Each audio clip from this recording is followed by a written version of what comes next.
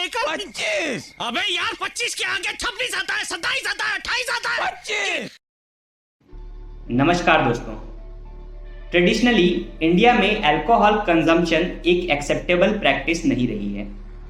हमेशा से alcohol consumption को कुछ इस तरह के बिहेवियर के साथ एसोसिएट किया जाता था, पर अब जैसे जैसे नई जनरेशन आगे बढ़ रही है, ओकेजनल ड्रिंकिंग की हैबिट को ज़्यादा एक्सेप्टेंस मिलने लग गई है।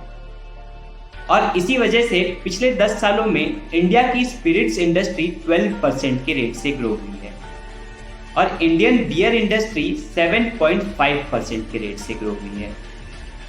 तो दोस्तों, आज की इस वीडियो में हम इंडियन अल्कोहल इंडस्ट्री को डिटेल में समझेंगे और कुछ लीडिंग अल्कोहल कंपनीज को एनालाइज भी करेंगे। इस वीडियो में बताई गई इंफॉर्मेशन को यूज करके आप बहुत ही आसानी से किसी भी अल्कोहल कंपनीज को एनालाइज कर सकते हैं। इसीलिए इस वीडियो को पूरा एंड तक देखिएगा और अगर आप हमारे चैनल पर पहली बार आ रहे हैं तो चैनल को सब्सक्राइब जरूर कीजिएगा, जिससे कि फ्यूचर में हमारे कंटेंट के अपडेट्स आपको मिलते रहें।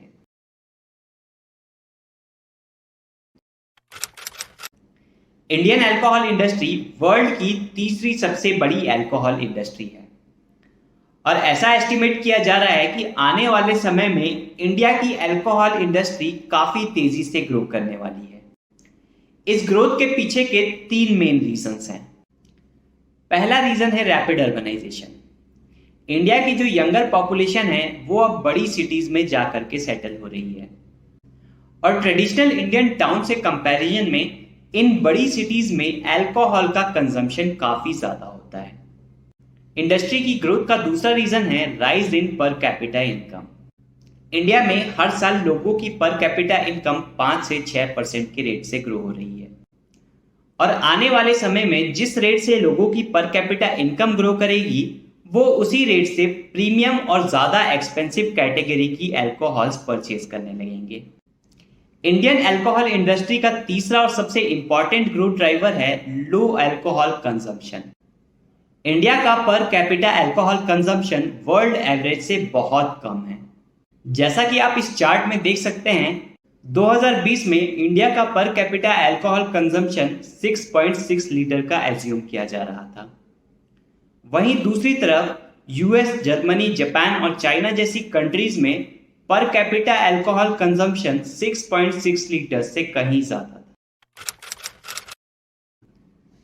तो जब भी आप किसी अल्कोहल कंपनी को एनालाइज करने जाएंगे तो कुछ इंपॉर्टेंट टर्मिनोलॉजीज होती हैं जिनके बारे में आपको पता होना चाहिए, अदरवाइज चीजें काफी कंफ्यूजिंग हो जाती हैं।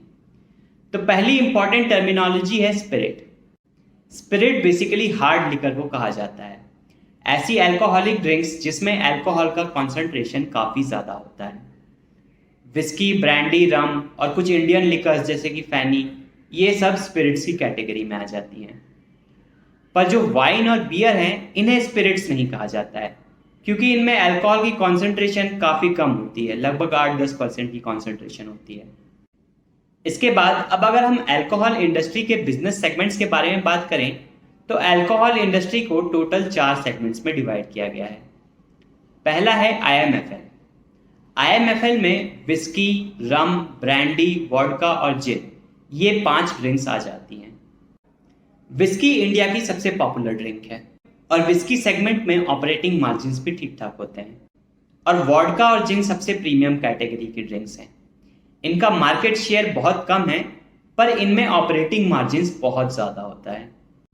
तो अगर किसी भी अल्कोहल मैन्युफैक्चरिंग कंपनीज के सिग्निफिकेंट रेवेन्यूज वोडका या जिन की सेल्स से आ रहे हैं तो आप देखेंगे कि उन कंपनीज के ऑपरेटिंग मार्जिन्स दूसरी अल्कोहल कंपनी से कंपैरिजन में बेटर होंगे। इसके बाद जो रम और ब्रांडी है, इनका मार्केट शेयर तो ठीक है पर इन ड्रिंक्स में ऑपरेटिंग मार्जिन्स अच्छी नहीं होती हैं। तो अगर कोई कंपनी अपने मैक्सिमम रेवेन्यूज रम या ब्रांडी की सेल से जनरेट कर रही है तो आप देखेंगे कि उनके ऑपरेटिंग मार्जिन्स दूसरी कंपनी से कंपैरिजन में काफ़ी कम होंगे। तो ये था IMFL segment. Indian alcohol industry का दूसरा बिजनेस सेगमेंट है बियर। इंडियन अल्कोहल मार्केट में बियर्स का 12% का मार्केट शेयर है। इंडिया में बियर की पर कैपिटा कंजम्पशन 2 लीटर की है, वहीं ग्लोबल एवरेज 30 लीटर्स का है। तो ऐसा एस्टिमेट किया जा रहा है कि आने वाले समय में इंडियन बियर इंडस्ट्री 9.2% के रेट से ग्रो करेगी। और इसी वजह से यूनाइटेड ब्रूरीज जैसी बियर मैन्युफैक्चरिंग कंपनीज इतने ज्यादा प्रीमियम वैल्यूएशंस पर ट्रेड कर रही हैं। अल्कोहल इंडस्ट्री का तीसरा बिजनेस सेगमेंट है वाइन। इंडियन अल्कोहल मार्केट में वाइन का मार्केट शेयर सिर्फ 3 से 4% का है और पर कैपिटा वाइन कंजम्पशन भी इंडिया में ग्लोबल एवरेज से बहुत कम है। इंडिया में per capita wine consumption 4.6 ml का है और ग्लोबल एवरेज 4 लीटर्स के अराउंड है। तो ऐसा एस्टिमेट किया जा रहा है कि आने वाले कुछ सालों में इंडियन वाइन इंडस्ट्री लगभग 20 से 25% के CAGR से ग्रो कर सकती है। इसके बाद इंडियन अल्कोहल इंडस्ट्री का चौथा बिजनेस सेगमेंट है IMIL। IMIL यानी कि इंडियन मैन्युफैक्चर्ड इंडियन लिकर को कंट्री लिकर यानी कि देसी शराब भी कहा जाता है। दूसरी अल्कोहलिक ड्रिंक से कंपैरिजन में ये जो कंट्री लिकर्स होती हैं इनके हेल्थ इम्पैक्ट्स काफ़ी ज़्यादा होते हैं। इसी वजह से कर्नाटका और तमिलनाडु जैसे स्टेट्स में कंट्री लिकर को पूरी तरह से बैन कर दिया गया है।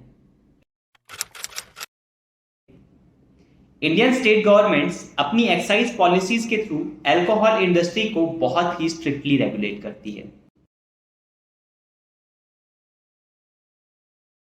हर एक स्टेट की एक्साइज पॉलिसी अलग अलग होती है, इसीलिए आपने देखा होगा कि एक सेम ब्रांड की अल्कोहल का price state to state change होता रहता है। एग्जाम्पल के तौर पे गोवा की एक्साइज ड्यूटी महाराष्ट्र के कंपैरिजन में बहुत कम है, इसीलिए गोवा में अल्कोहल महाराष्ट्र के कंपैरिजन में बहुत ही सस्ती मिलती है। अच्छा, एक चीज और, अगर आप किसी भी अल्कोहल कंपनी की प्रॉफिट एंड लॉस स्टेटमेंट देखेंगे तो उसके एक्सपेंसेस वाले सेक्शन में आपको एक्साइज ड्यूटी देखने को मिलेगी। अब कंपनीज एक्साइज ड्यूटी को एज एन एक्सपेंस शो करती हैं, पर एक्चुअली में ये कोई प्रोडक्शन से रिलेटेड एक्सपेंस नहीं होता है। इसीलिए Screener.in जैसी वेबसाइट्स एक्साइज ड्यूटी को एक्सपेंस और रेवेन्यू से रिमूव कर देती हैं। एग्जाम्पल के तौर पर आप यहाँ देख सकते हैं कि 2021 में यूनाइटेड स्पिरिट्स की टोटल रेवेन्यू 27,458 करोड़ की थी और इसमें एक्सपेंसेस सेक्शन में एक्साइज ड्यूटी 19,287 करोड़ का दिखाया गया है। वही चीज अगर आप Screener.in में जाकर के देखेंगे तो कंपनी की सेल्स 8,131 करोड़ की दिखाई देगी। ऐसा इसलिए है क्योंकि उन्होंने रेवेन्यू और एक्सपेंसेस दोनों में से एक्साइज ड्यूटी को रिमूव कर दिया है। तो रेवेन्यूज और एक्सपेंसेस में से एक्साइज ड्यूटी को रिमूव करना एक्चुअली एक सेंसिबल चीज है। ऐसा इसलिए क्योंकि हर एक कंपनी अलग अलग स्टेट से रेवेन्यूज अर्न करती है और हर एक स्टेट में एक्साइज ड्यूटी अलग अलग होती है। तो जब आप दो कंपनीज को आपस में कंपेयर करने जाते हैं तो एक्साइज ड्यूटी की वजह से ये कंपैरिजन ठीक से हो नहीं पाता है। तो जैसा कि मैं बता रहा था कि हर एक स्टेट में अल्कोहल की एक्साइज पॉलिसी अलग अलग है। अल्कोहल के डिस्ट्रीब्यूशन से रिलेटेड 3 तरह की एक्साइज पॉलिसीज एग्जिस्ट करती है। पहली पॉलिसी है टोटल प्रोहिबिशन, मतलब ये वो स्टेट्स होते हैं जहां पे अल्कोहल का प्रोडक्शन, डिस्ट्रीब्यूशन और कंजम्पशन तीनों ही बैन है। बिहार, गुजरात और नागालैंड ये 3 ऐसे स्टेट्स हैं जहां अल्कोहल पूरी तरह से बैन है। दूसरी टाइप की एक्साइज पॉलिसी होती है गवर्नमेंट कंट्रोल्ड। ये ऐसे स्टेट्स होते हैं जहां पे अल्कोहल का होलसेल डिस्ट्रीब्यूशन गवर्नमेंट कंट्रोल करती है। इन्फ्लेशन के टाइम पे ऐसे स्टेट्स में बिजनेस करना थोड़ा सा डिफिकल्ट हो जाता है क्योंकि जो गवर्नमेंट की पॉलिसी होती है वो यूजुअली हमेशा एंड कंज्यूमर्स को ज्यादा बेनिफिट करती है। तो हाई इन्फ्लेशन एनवायरनमेंट में इस तरह के स्टेट्स में कंपनी अपना प्रोडक्शन कॉस्ट अपने कंज्यूमर्स को इजीली पास ऑन नहीं कर पाती है। तीसरे टाइप की एक्साइज पॉलिसी होती है ओपन मार्केट्स।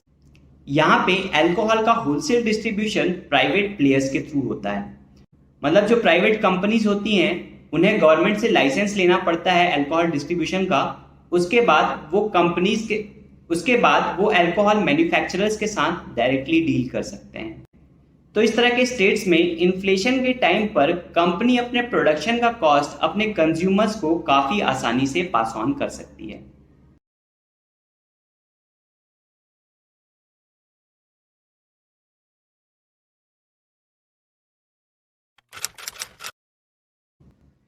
लिकर मैन्युफैक्चरर्स का 50% एक्सपेंस रॉ मटेरियल्स को परचेज करने में चला जाता है। स्पिरिट्स इंडस्ट्री में दो सबसे इंपॉर्टेंट रॉ मटेरियल्स हैं, बॉटलिंग मटेरियल्स और ईएनए। ईएनए का मतलब होता है एक्स्ट्रा न्यूट्रल अल्कोहल, और ये ईएनए की रॉ मटेरियल होता है किसी भी तरह की स्पिरिट्स को मैन्युफैक्चर करने के लिए। अब ईएनएस भी दो तरह के होते हैं। एक होता है मोलासेस बेस्ड ईएनए।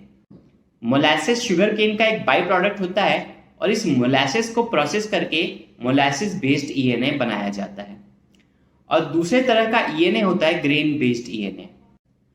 अब क्योंकि ग्रेन से कंपैरिजन में शुगर के प्राइसेस काफी कम होते हैं, इसलिए maximum manufacturers molasses based ENA को यूज करते हैं स्पिरिट्स की मैन्युफैक्चरिंग के लिए।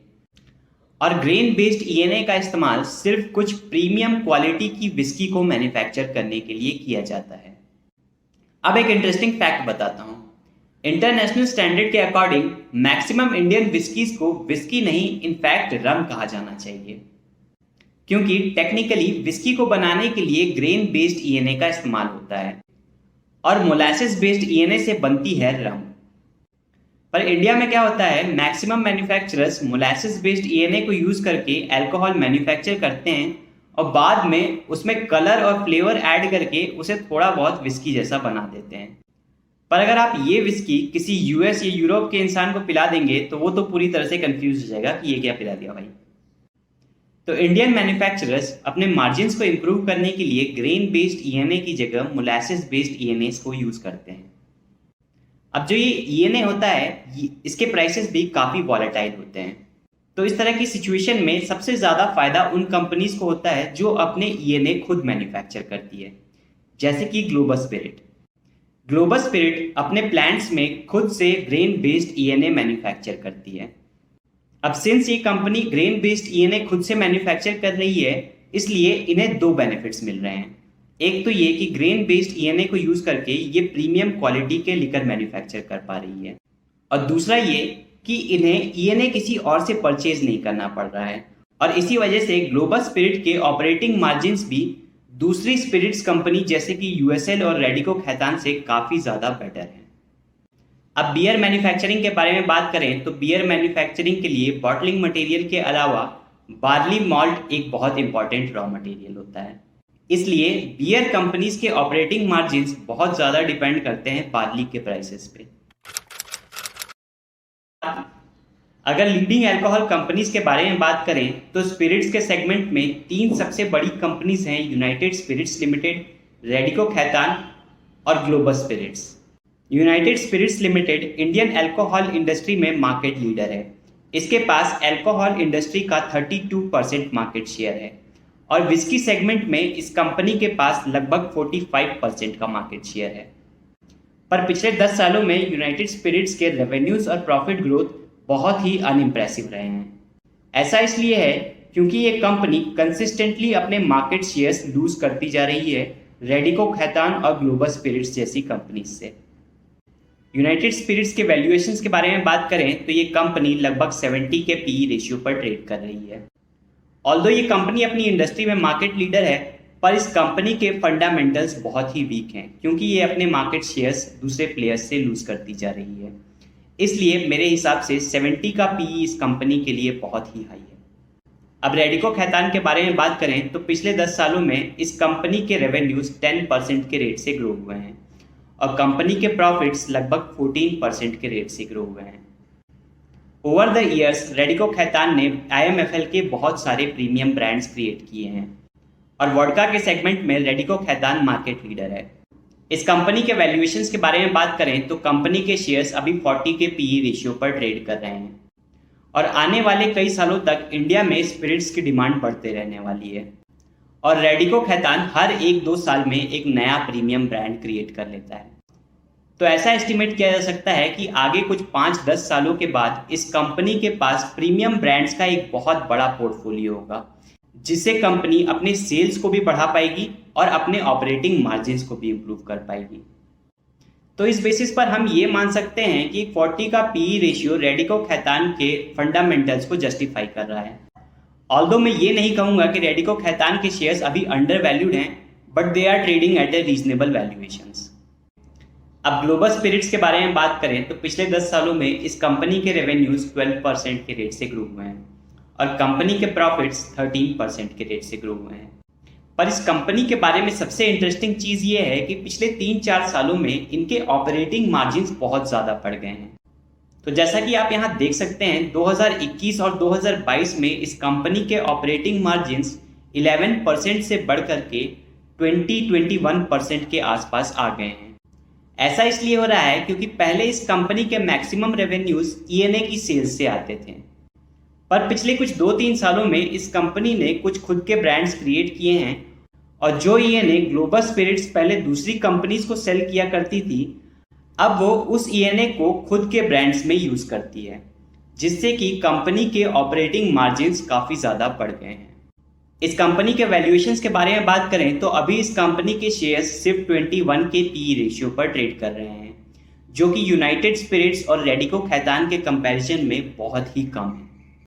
पर अभी तक मैंने इस कंपनी का डिटेल एनालिसिस नहीं किया है, इसलिए मैं इसके फंडामेंटल्स पर कोई भी कमेंट नहीं करूंगा। पर ऊपर से तो सब कुछ काफ़ी अच्छा लग रहा है। अगर आप चाहें तो इस कंपनी को जाकर के स्टडी कर सकते हैं। तो ये थी स्पिरिट सेगमेंट की 3 सबसे बड़ी कंपनी। अब बियर मैन्युफैक्चरर के बारे में बात करें तो इंडिया की सबसे बड़ी बियर मैन्युफैक्चरिंग कंपनी है United breweries. United breweries Kingfisher नाम की बियर मैन्युफैक्चर करती है। पिछले 10 सालों में इस कंपनी के रेवेन्यूज सिर्फ 5% के रेट से ग्रो हुए हैं और कंपनी के प्रॉफिट्स 11% के रेट से ग्रो हुए हैं। और जैसा कि हमने पहले देखा था, इंडिया का पर कैपिटा बियर कंजम्पशन सिर्फ 2 लीटर का है, जबकि ग्लोबल एवरेज 30 लीटर्स का है। तो ऐसा एस्टिमेट किया जा रहा है कि आने वाले कई सालों तक इंडियन बियर इंडस्ट्री 9-10% के रेट से ग्रो करेगी और इसी रीजन से यूनाइटेड ब्रूअरीज के शेयर्स भी बहुत ज़्यादा प्रीमियम वैल्यूएशंस पर ट्रेड कर रहे हैं। अगर कंपनी के पीई रेशियो को देखें तो अभी कंपनी के शेयर्स 106 के पीई रेशियो पर ट्रेड कर रहे हैं। 106 का पीई रेशियो एक बहुत ही एग्रेसिव वैल्यूएशन है। मतलब आने वाले 10-15 सालों तक अगर इस कंपनी की अर्निंग्स 20-25% के रेट से ग्रो नहीं करेगी तो ये कंपनी इस तरह के वैल्यूएशंस को सस्टेन नहीं कर पाएगी। इसलिए मुझे लगता है कि यूनाइटेड ब्रूअरीज के शेयर्स अभी बहुत ज़्यादा ओवरवैल्यूड हैं। तो दोस्तों, ये था मेरा अल्कोहल इंडस्ट्री का कंप्लीट एनालिसिस। अगर आपको ये वीडियो पसंद आया हो तो लाइक बटन को ज़रूर दबाइएगा, जिससे कि यूट्यूब को पॉजिटिव फीडबैक मिले और वो ज़्यादा से ज़्यादा लोगों को ये वीडियो रिकमेंड करे। और अगर ज़्यादा लोग ये वीडियो देखेंगे तो उससे मुझे पॉजिटिव फीडबैक मिलेगा और मैं आपके लिए और इस तरह के कंटेंट क्रिएट कर पाऊंगा। इसी के साथ अलविदा लेना चाहूँगा। नमस्कार।